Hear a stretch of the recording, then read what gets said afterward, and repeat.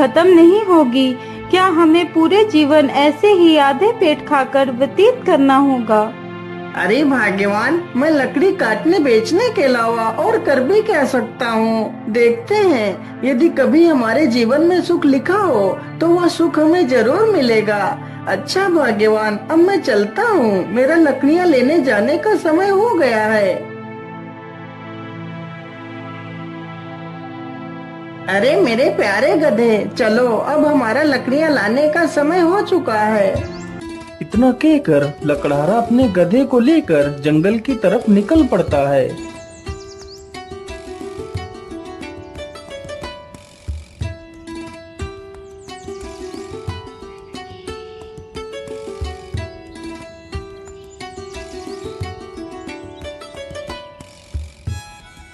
मेरे हिसाब से यही पेड़ ठीक रहेगा, चलो इसे ही काट लेता हूँ।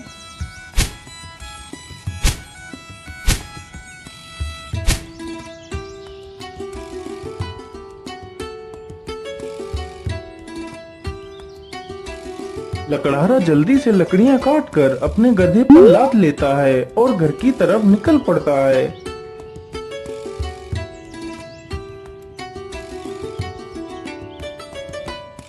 पानी, पानी, पानी, मेरी सहायता करो। अरे ये किसकी आवाज है? मुझे लगता है कोई तकलीफ में है, चलो चलकर देखता हूँ। लकड़हारा जल्दी से उसी ओर जाने लगता है जिस ओर से वह आवाज आ रही थी। पानी, पानी, पानी, मेरी सहायता करो। अरे ये क्या? ये तो एक तोता है, लेकिन यह तो पूरी तरह जख्मी हो चुका है। मैं ऐसा करता हूँ, इसे भी अपने साथ ही ले चलता हूँ। लकड़हारा जल्दी से उस तोते को उठा लेता है और उसे भी अपने साथ ले जाता है।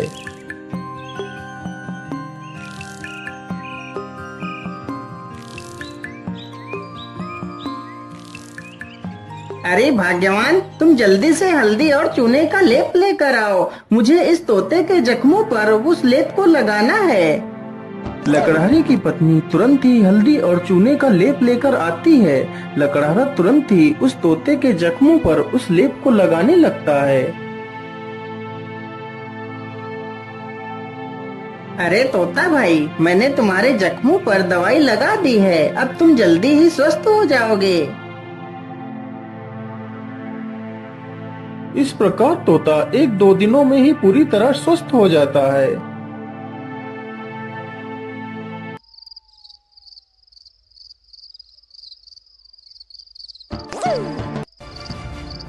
चलो आज तो इसी झोपड़ी में ही चोरी कर लेता हूँ। हो सकता है इस झोपड़ी में ही मुझे कुछ काम की चीज मिल जाए। इतना कहकर वह चोर उस झोपड़ी में घुस जाता है। तभी वह तोता उस चोर को देख लेता है। अरे मालिक, जल्दी से उठिए, देखिए चोर आ गया। अरे मालिक, जल्दी उठो। अरे मालिक, जल्दी से उठिए, देखिए चोर आ गया। अरे मालिक, जल्दी उठो। अरे वाह, यह तोता तो बोलता भी है, तो क्यों ना मैं इसी तोते को ही पकड़ ले जाता हूँ। बाजार में तो इसकी कीमत अच्छी मिलेगी, और तो कुछ इस झोपड़ी में दिख भी नहीं रहा है।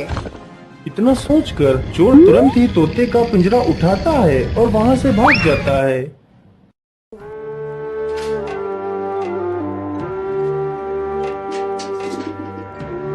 चोर को चलते चलते रात से सुबह हो जाती है। ओहो, मैं तो रात भर चलते चलते कितना थक गया हूँ। चलो ऐसा करता हूँ, थोड़ा इसी पेड़ के नीचे आराम कर लेता हूँ, फिर सोचूंगा इस तोते का क्या करना है। इतना सोचकर चोर उसी पेड़ के नीचे लेटकर सो जाता है। तभी वहाँ से एक राजा अपने घोड़े पर सवार होकर निकलता है। महाराज, मुझे बचा लीजिए, मेरी रक्षा कीजिए महाराज, नहीं तो यह चोर मुझे मार डालेगा। अरे ये कौन है जो मुझे मदद के लिए पुकार रहा है, लेकिन आसपास तो कोई नहीं दिखाई दे रहा है। अरे महाराज, उधर नहीं, इधर नीचे देखिए महाराज, मैं इधर हूँ। महाराज, मुझे बचा लीजिए, यह चोर मुझे उठाकर ले जा रहा है। अरे वाह, यह तोता तो बोल भी सकता है। चलो मैं इस तोते को खरीद लेता हूँ, यह तोता मेरी पुत्री को बहुत पसंद आएगा।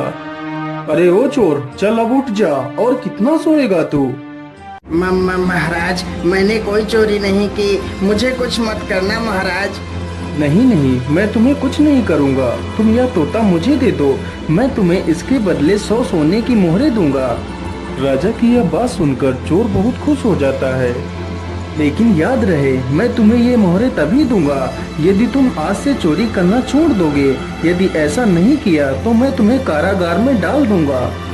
नहीं नहीं महाराज, मैं आज के बाद कोई चोरी नहीं करूंगा। राजा तुरंत ही उस चोर को 100 सोने की मोहरें दे देता है और तोते का पिंजरा लेकर वहाँ से चला जाता है।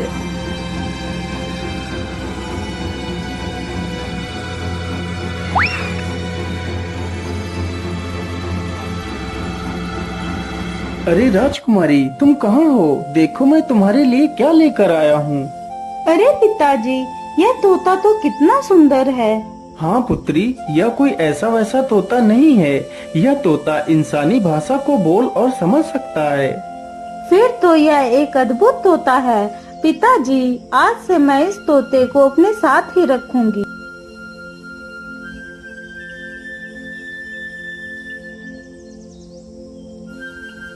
राजकुमारी रोज उस तोते को अच्छे अच्छे पकवान खिलाती, लेकिन तोते को उस लकड़हारे की बहुत ज्यादा याद आती रहती थी। अरे मेरे प्यारे तोते, मैं तुम्हें कुछ भी खिलाती हूँ, तुम उसे सही ढंग से क्यों नहीं खाते हो? क्या बताऊं राजकुमारी जी, मुझे इस पिंजरे में कैद हुए पूरा 1 महीना हो चुका है। मेरा मन भी आकाश में उड़ने को कर रहा है, लेकिन मैं इस पिंजरे में कैद हूँ। मैं क्या कर सकता हूँ? अच्छा, ऐसी बात है तो फिर चलो मेरे साथ। आज मैं तुम्हें बाहर की सैर करा के लाती हूँ। राजकुमारी तोते को जंगल में ले जाती है और उसे पिंजरे से बाहर निकाल देती है। फिर तोता आसमान में उड़ने लगता है।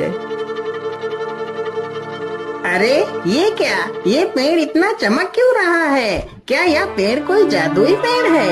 अरे राजकुमारी जी, उधर देखिए, यह पेड़ इतना चमक क्यों रहा है? क्या यह कोई जादुई पेड़ है?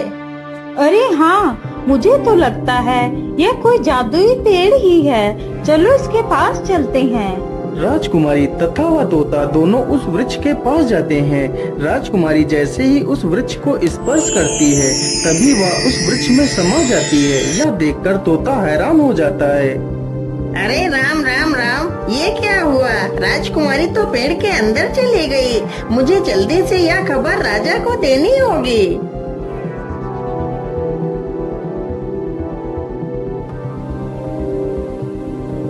अरे ये मैं कहाँ आ गई? ये कौन सी जगह है?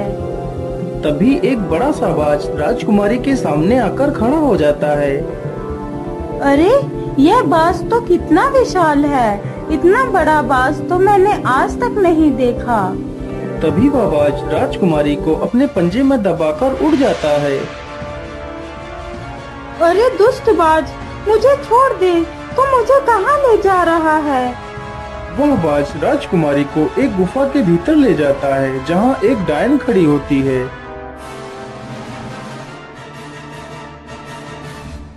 अरे कौन है आप और मुझे इस प्रकार यहाँ क्यों लाया गया है? मुझे छोड़ दो, मुझे वापस जाने दो। चली जाना, इतनी जल्दी किस बात की है?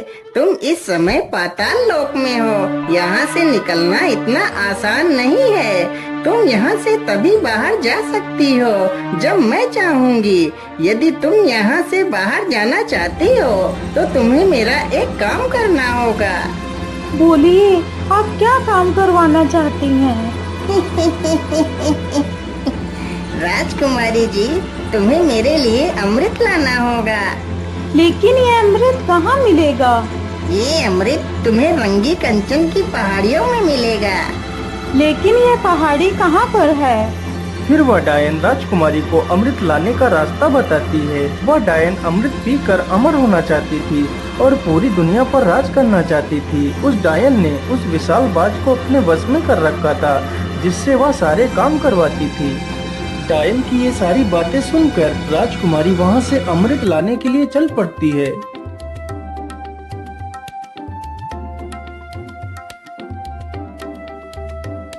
राजकुमारी अमृत ढूंढते ढूंढते उन्हीं पहाड़ियों पर पहुंच जाती है जहां पर अमृत था। मुझे लगता है इसी गुफा में ही अमृत होगा। चलो इसके अंदर चलती हूँ। राजकुमारी जैसे ही गुफा के अंदर प्रवेश करने की कोशिश करती है, तभी एक जहरीला सर्प राजकुमारी को डस लेता है और राजकुमारी की वहीं पर मृत्यु हो जाती है।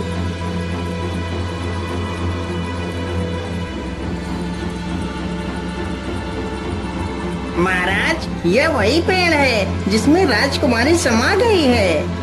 ठीक है तोते, तुम यहीं पर रुको, मैं इस पेड़ के अंदर अकेला ही जाऊंगा। राजा जैसे ही पेड़ को हाथ लगाता है तो वह भी उसी पेड़ के अंदर चला जाता है।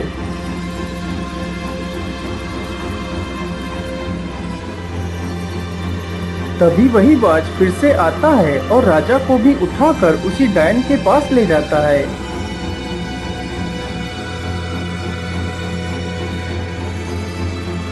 कौन है आप और मुझे यहाँ पर इस प्रकार लाने का क्या कारण है? मेरी राजकुमारी कहाँ है? अरे महाराज, आप चिंता ना करिए, आप जल्दी ही अपनी राजकुमारी से मिलेंगे। उससे पहले आपको मेरा एक काम करना होगा। ठीक है डायन, मुझे जल्दी से बताइए, मैं तुम्हारे लिए क्या काम कर सकता हूँ। फिर वह डायन राजा से भी उसी अमृत को लाने की बात कहती है। ठीक है डायन, मैं तुम्हें वह अमृत लाकर दे दूंगा, लेकिन मेरी पुत्री को कुछ नहीं होना चाहिए। इतना कहकर राजा अमृत लाने के लिए चल पड़ता है।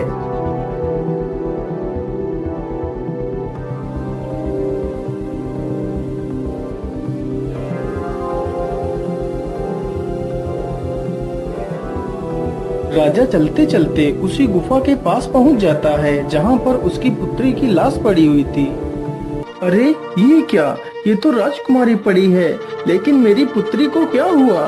हे भगवान, मेरी पुत्री को तो किसी जहरीले सर्प ने डस लिया है। इसका मतलब उस दुष्ट डायन ने मेरी पुत्री से भी वह अमृत लाने को कहा होगा। अब मैं उस डायन को जिंदा नहीं छोड़ूंगा। मुझे लगता है इस गुफा में कोई जहरीला सर्प भी है, मुझे ध्यान से आगे बढ़ना होगा। इतना कहकर राजा राजकुमारी को वहीं पर छोड़कर आगे बढ़ता है। तुम्हारी हिम्मत कैसे हुई इस गुफा में आने की?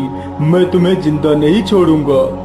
सर्प जैसे ही राजा को डसने के लिए आगे बढ़ता है, राजा तुरंत अपनी तलवार से सर्प के 2 टुकड़े कर देता है।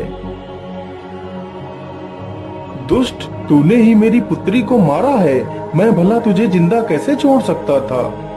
इतना कहकर राजा गुफा में आगे बढ़ता है। राजा जैसे ही आगे बढ़ता है, तभी एक तीर बहुत ही तेज रफ्तार से राजा को छूकर निकल जाता है। तभी राजा अपने कदम पीछे ले लेता है। अरे ये क्या, इस गुफा में तो तीर की वर्षा होने लगी। अब क्या करूं? अमृत तक कैसे पहुंचूं? फिर राजा तीर चलने की प्रक्रिया को ध्यान से देखता है। अरे ये क्या, जब एक तीर इस दिशा से उस तरफ जाता है, तभी दूसरा तीर उस दिशा से इस तरफ आता है। इसका मतलब यदि मैं एक एक कदम आगे बढ़ाऊं तो मैं अमृत तक पहुंच सकता हूं। इस प्रकार राजा अपने बुद्धि के बल पर उस चुनौती को भी पार कर जाता है।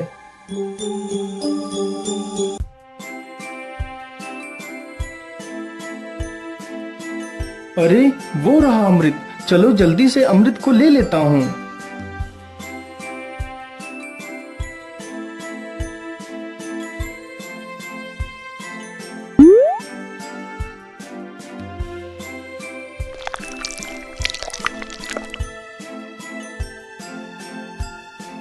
मैं ऐसा करता हूँ, पहले मैं इस अमृत को अपनी पुत्री को पिलाता हूँ। ये सोचकर राजा अपनी पुत्री को अमृत पिलाता है। अमृत पीते ही उसकी पुत्री जीवित हो जाती है। अरे पिताजी, आप यहाँ पर कैसे आ गए? पुत्री, मैं तुम्हें लेने आया हूँ, अब तुम बिल्कुल भी चिंता मत करो, मैं यहाँ पर आ गया हूँ। फिर वह राजा उस अमृत को खुद भी पी लेता है और बाद में बचा हुआ अमृत उस सर्प के मुंह में डाल देता है। अमृत मुंह में पड़ते ही सर्प भी जीवित हो जाता है। फिर वह राजा उस सर्प को अपनी पूरी कहानी सुनाता है। मैंने तुम्हें इसलिए जीवित किया है ताकि तुम फिर से इस अमृत की रक्षा करो। महाराज, मैंने आपको पहचानने में भूल कर दी, मुझे क्षमा कर दीजिए महाराज। अरे नहीं नहीं सर्पदेव, इसमें तुम्हारी कोई गलती नहीं है, यह तो तुम्हारा फर्ज था। अच्छा अब मैं चलता हूँ।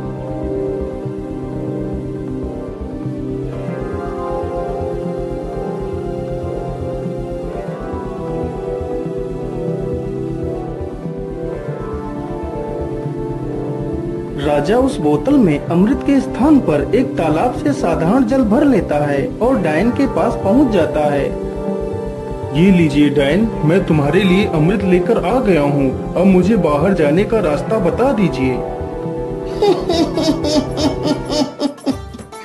अरे वाह राजा, तुम तो कितने बहादुर हो। यह अमृत आज तक कोई नहीं ला सका।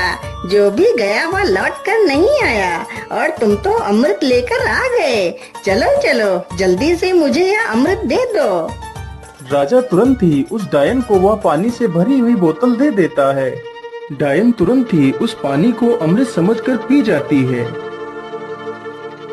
हे डायन, मैंने आपके कहे अनुसार आपको अमृत लाकर दे दिया। अब मुझे बाहर जाने का मार्ग बता दीजिए। इतनी भी